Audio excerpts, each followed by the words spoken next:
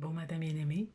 Et pour ceux qui célèbrent Shabbat ou qui se remémorent la Pentecôte, c'est une fête que notre Père et Créateur nous demande de célébrer à chaque année, ou plutôt un appointement ou un jour de repos où on se renouvelle ce qu'il a fait.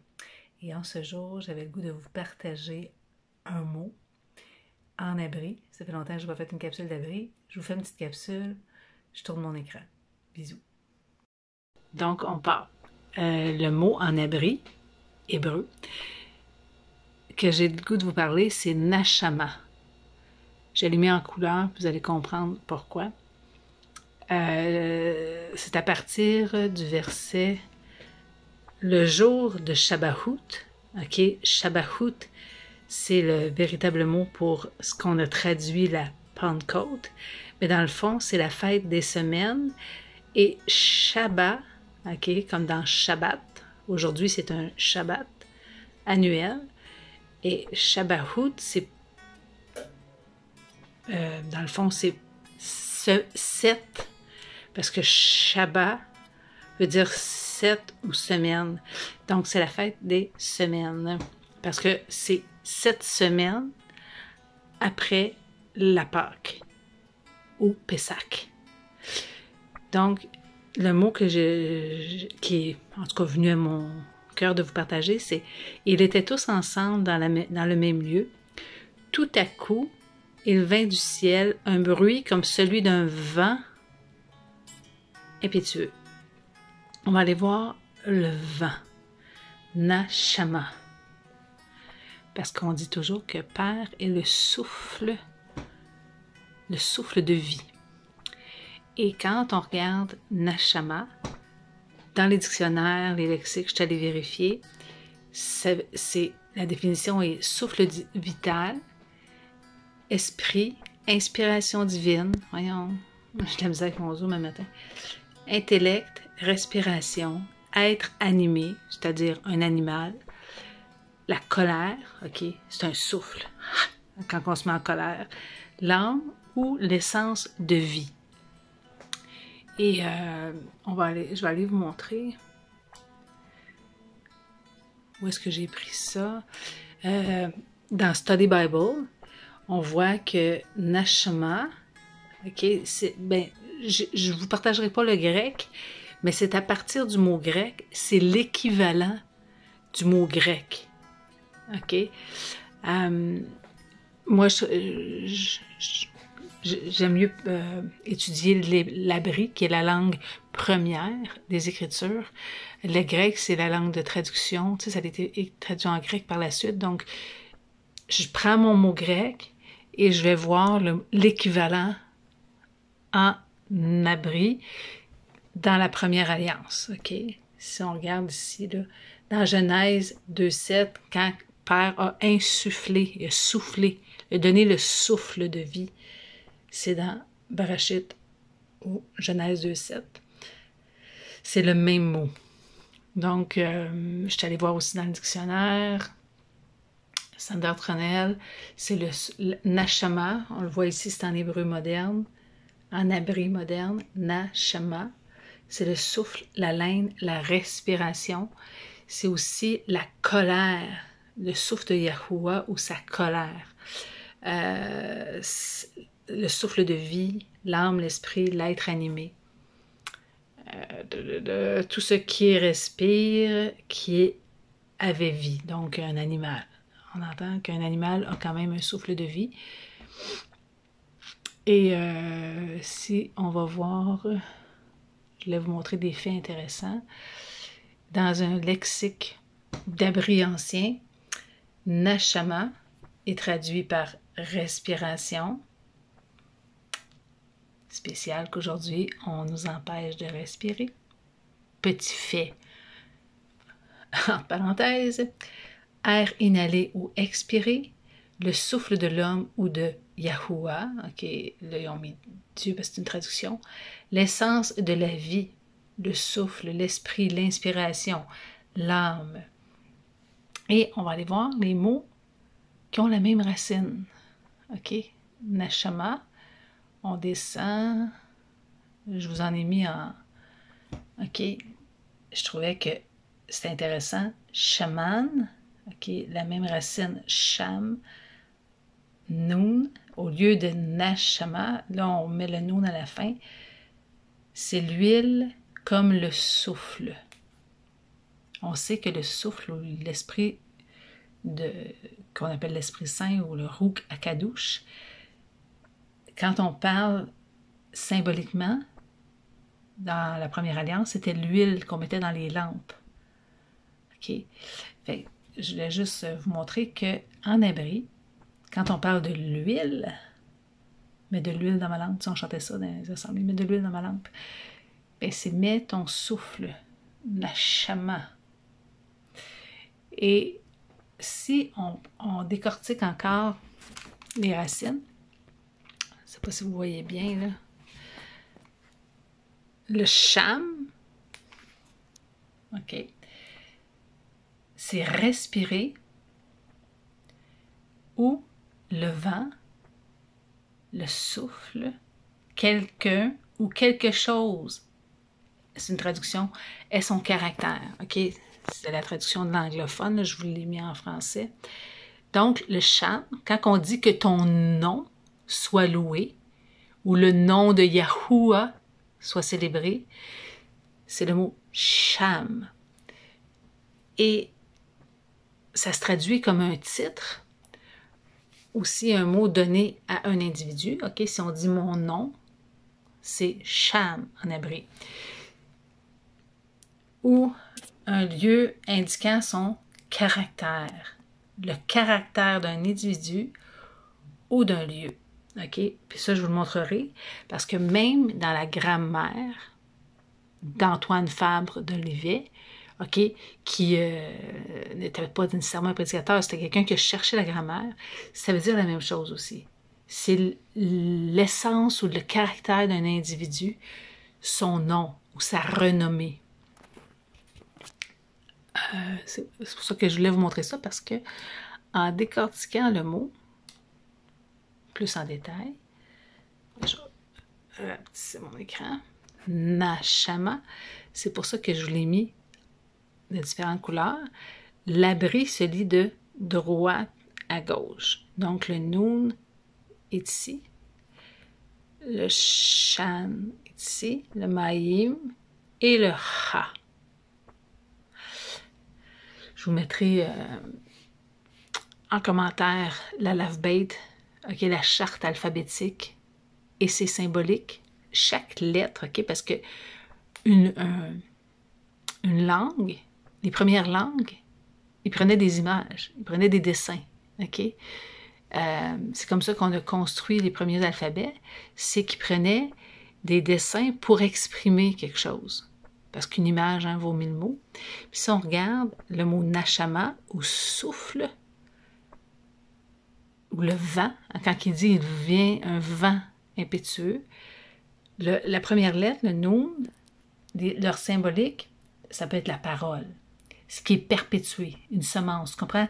Si on regarde, c'est vraiment comme une semence ou un sperme.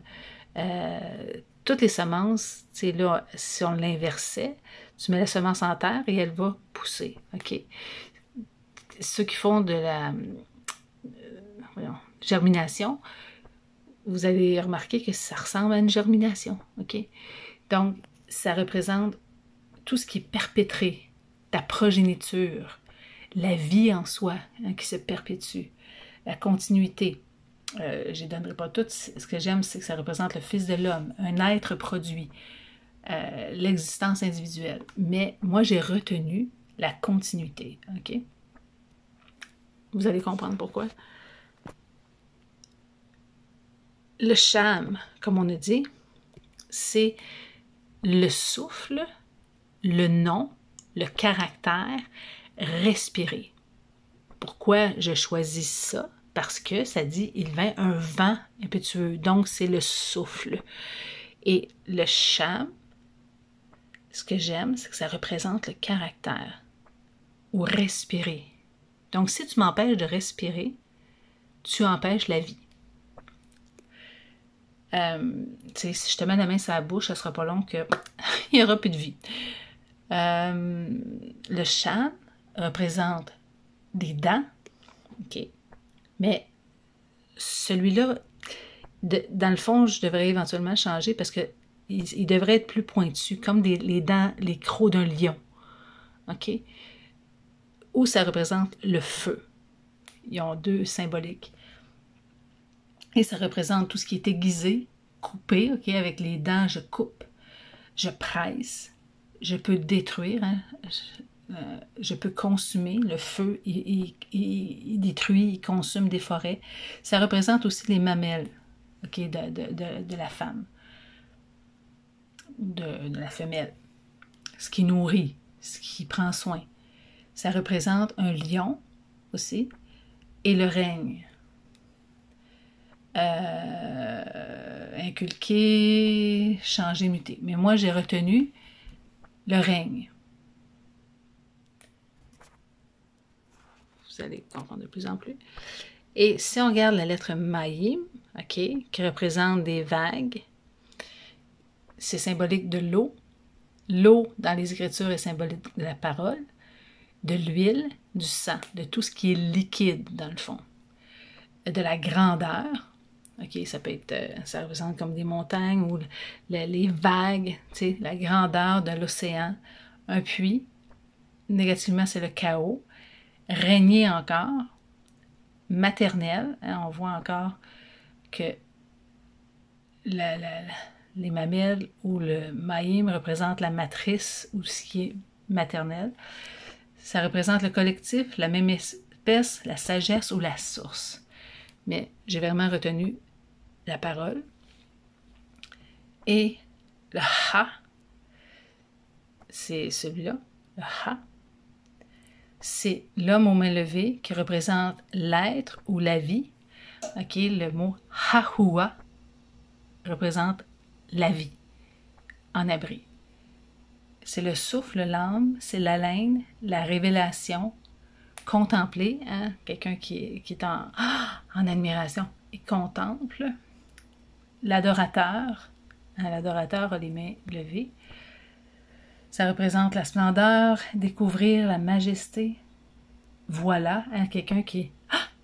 Tu sais, quand on dit voilà, ou que je te présente quelque chose, voilà. Animé, déterminant, emphatique. OK?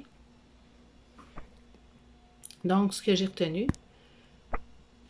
et qui est la lecture potentielle de Nashama, c'est la continuité, le Nun, du règne, le Shan, de la parole, le Mayim, de vie, ou du caractère de l'être, ok? Parce que si on regarde Yahuwah, je vais vous montrer, ça c'est le tétragramme en picto du nom du Sham de notre Père, c'est le Yad, qui est la manifestation, le Ha, la vie ou l'être, le Huao, c'est celui qui connecte à la vie, Ha, ok? Fait qu'on voit que dans le nom de notre Père, à 2 reprises, on retrouve la lettre Ha, l'être, la vie, le souffle. Donc, quand on dit un vent impétueux entra dans la pièce, c'est le caractère, l'identité de notre Père est rentré dans la pièce. Ce qu'il est. OK? C'est pas juste un vent, c'est sa personne, parce que notre Père est souffle. Elle s'est dit, dans Jean 3, je ne me souviens pas quel verset, parce que ça vient comme que je vous parle, celui qui naît d'eau et d'esprit. Il dit, l'esprit, tout comme le vent c'est le même mot, on ne sait où il va. Tu sais, Père, on ne peut pas le mettre dans une boîte.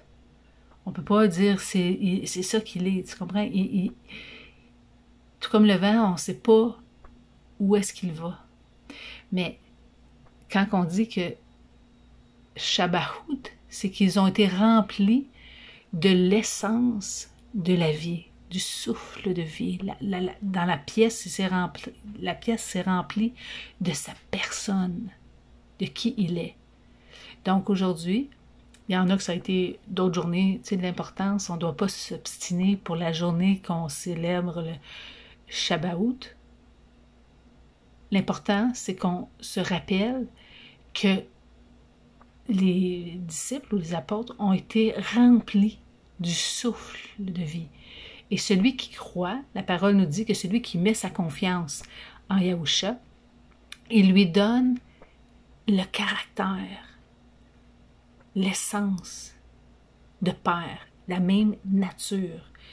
Parce que si tu repenses au Jardin d'Éden, quand Père a créé l'homme, à prime abord, il l'avait créé avec son essence, avec son caractère. Et Père est quoi?